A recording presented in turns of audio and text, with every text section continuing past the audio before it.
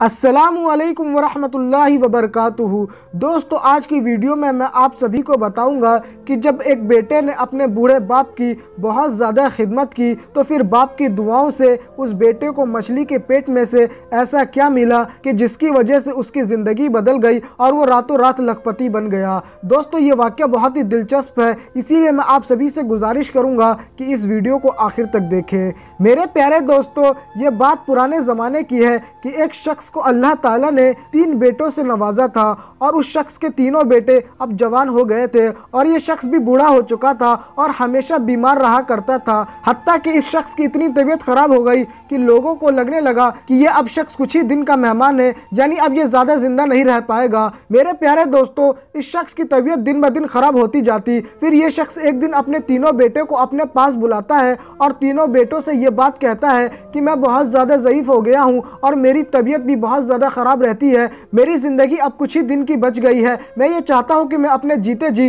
तुम तीनों भाइयों में अपनी जायदाद जो भी अल्लाह ताला ने मुझे नवाजा है उसे बराबर तकसीम कर दूँ, ताकि बाद में मेरी दौलत को लेकर तुम में कोई आपसी नोक झोंक ना हो। इसीलिए मैं ये चाहता हूँ कि मैं अपनी दौलत तुम तीनों में बराबर बराबर तकसीम कर दूँ। दोस्तों, मैं आप सभी को बता दूँ, जो इस शख्स के 2 बड़े बेटे थे वो बहुत ही ज़्यादा लालची थे। जब अपनी बाप की इस बात को सुनते हैं तो वो ये बात कहने लगते हैं कि हाँ अब्बा जान, आपने बिल्कुल सही सोचा है अपनी दौलत को तकसीम करने के बारे में, मगर हम आपसे ये बात कहना चाहते हैं कि आपके पास इतनी ज़्यादा दौलत नहीं है कि जिसके 3 हिस्से हो सके। आपकी दौलत इतनी कम है कि इसके सिर्फ 2 हिस्से हो सकते हैं। इसीलिए हम ये चाहते हैं कि आप अपनी दौलत हम दोनों बड़े भाइयों को दे दें। हम आपकी दौलत पाकर हमारा जो छोटा भाई है उसकी हमेशा मदद किया करेंगे। उसे जब भी किसी चीज़ की ज़रूरत होगी या कभी पैसों की ज़रूरत होगी तो हमेशा हम उसकी मदद करेंगे। मेरे प्यारे दोस्तों, जब दोनों बड़े भाइयों की ये बात छोटा भाई सुनता है तो वो इस बात पर राज़ी हो जाता है और वो ये बात कहता है कि मेरे लिए दौलत कोई मायने नहीं रखती, मेरी असली दौलत तो मेरे अब्बा जान है, मुझे दौलत की कोई ज़रूरत नहीं।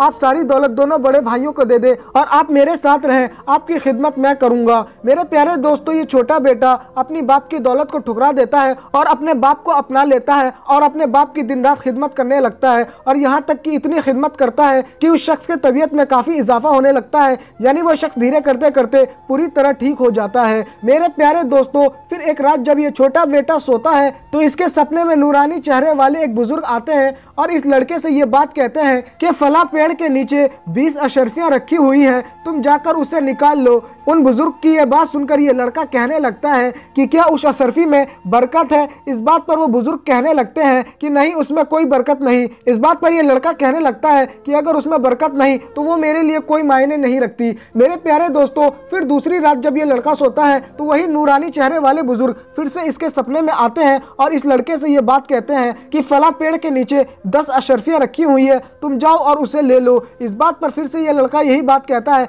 कि क्या वो अशर्फियां बरकत वाली हैं। लड़के की ये बात सुनकर वो बुजुर्ग कहते हैं कि नहीं, उसमें कोई बरकत नहीं। तो फिर ये लड़का वही बात कहता है कि जिसमें कोई बरकत नहीं उसे मैं लेके क्या करूंगा, और ये लड़का उन अशर्फियों को छोड़ देता है। मेरे प्यारे दोस्तों, इसी तरह तीसरे दिन उस लड़के के सपने में वही नूरानी चेहरे वाले बुजुर्ग आते हैं और इस बार उस लड़के से ये बात कहते हैं कि फला पेड़ के नीचे एक अशर्फी है, तुम जाकर उसे ले लो। तो ये लड़का फिर से उन बुजुर्ग से यही सवाल करता है कि क्या उस अशर्फी में मेरे लिए बरकत है। तो इस बार वो बुजुर्ग कहते हैं कि हाँ, वो अशर्फी बरकत वाली है। मेरे प्यारे दोस्तों, फिर ये लड़का सुबह बेदार होकर अपने बाप को ये सारी बातें बताता है कि एक नूरानी चेहरे वाले बुजुर्ग मेरे सपने में आए थे और मुझे ये बताया है कि फला पेड़ के नीचे एक अशर्फी है, तुम जाकर उसे हासिल कर लो। दोस्तों, जब इस लड़के का बाप ये बात सुनता है तो उसे भी यकीन हो जाता है कि ये सपना कोई झूठा नहीं, यानी ये सपना बिल्कुल सच्चा है और वो जो नूरानी चेहरे वाले बुजुर्ग कह रहे थे वो बिल्कुल सच कह रहे थे। फिर ये लड़का अपने बाप के इजाजत पर उसी पेड़ के नीचे चला जाता है जहां पर उन बुजुर्ग ने उसे बताया था और फिर वहां पर खोदता है तो उसे सच में एक अशर्फी मिलती है और वो उस अशर्फी को लेकर अपने बाप के पास आता है और अपने बाप को ये अशर्फी दिखाता है। तो उसका बाप ये कहता है कि बेटा, मैंने काफी दिनों से कोई मछली नहीं खाई, इसीलिए तुम इस अशर्फी को लेकर जाओ और बाजार से एक मछली लेकर आ जाओ। मेरे प्यारे दोस्तों, बाप की ये बात सुनकर ये लड़का बाजार जाता है और वहां से एक मछली खरीद कर लेकर आ जाता है और जब उस मछली को वो लड़का पकाने के लिए उसका पेट चेक करता है तो उसमें से एक लाल निकलता है। उस लाल को देखकर ये लड़का हैरान हो जाता है और फौरन उस लाल को निकालकर अपने बाप के पास ले जाता है और अपने बाप को दिखाता है। तो उस लाल पत्थर को देखकर बाप भी ये कहता है कि ये पत्थर कोई मामूली पत्थर नहीं, यानी ये पत्थर बहुत ही ज्यादा खास है, इसीलिए तुम इस पत्थर को लेकर सुनार के पास जाओ, देखो वो सुनार इसकी क्या कीमत देता है। मेरे प्यारे दोस्तों, बाप की इन बातों पर वो लड़का सुनार के पास जाता है और सुनार को ये पत्थर दिखाता है। जब सुनार ये पत्थर देखता है तो वो बहुत ज्यादा हैरान हो जाता है और वो उस लड़के से ये बात कहता है कि ये पत्थर कोई मामूली पत्थर नहीं, यानी ये पत्थर बहुत ही ज्यादा कीमती पत्थर है और अगर मैं अपनी पूरी दुकान भी तुम्हें दे दूं तो मैं इसकी कीमत अदा नहीं कर पाऊंगा, इसीलिए इस पत्थर को लेकर तुम इस वक्त के हाकिम के पास जाओ, यानी बादशाह के पास जाओ, वही तुम्हें इसकी सही कीमत अदा करेंगे।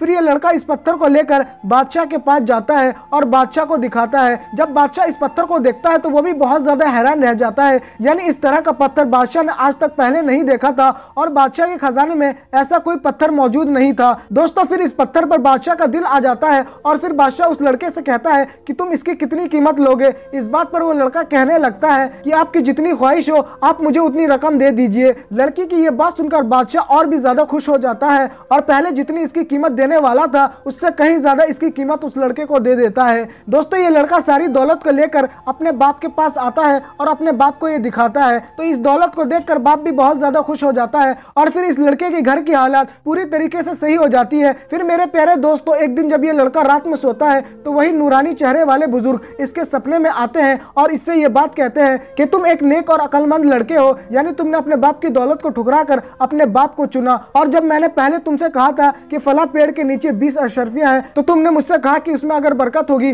तभी मैं लूंगा। इसी अदा को देखकर और तुमने जो अपने बाप की इतनी ज्यादा खिदमत की, अपने बाप से पूछे बगैर कोई काम नहीं करते, इसी वजह से तुम्हें अल्लाह ताला ने इतनी दौलत से नवाजा है। तो दोस्तों, आप सभी ने देखा कि माँ बाप की खिदमत करने का इस लड़के को कितना बड़ा फल मिला। इसीलिए दोस्तों, माँ बाप का कभी भी दिल नहीं दुखाना चाहिए और माँ बाप की हमेशा खिदमत करनी चाहिए, इसी में हमारी भलाई है। तो दोस्तों, आपको ये वीडियो पसंद आई है तो वीडियो को लाइक करें और ज्यादा से ज्यादा शेयर करें। तो दोस्तों, आज के लिए बस इतना ही, जब तक के लिए खुदा हाफिज। या मोहम्मद नूर मुजस्सम, या हबीबी या मौला,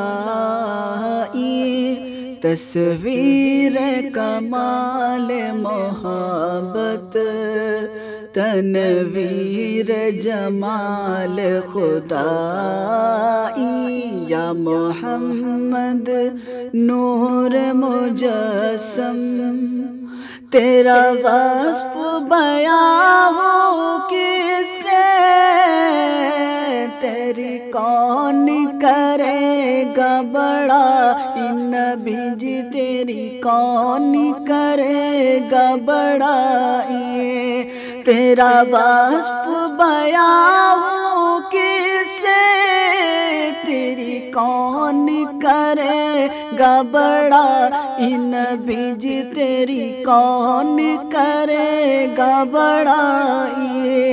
इस गिर्द सफर में गुम है जिब्रील आमी की रसाई, या मोहम्मद नूर मुजस्सम, या हबीबी या मौला,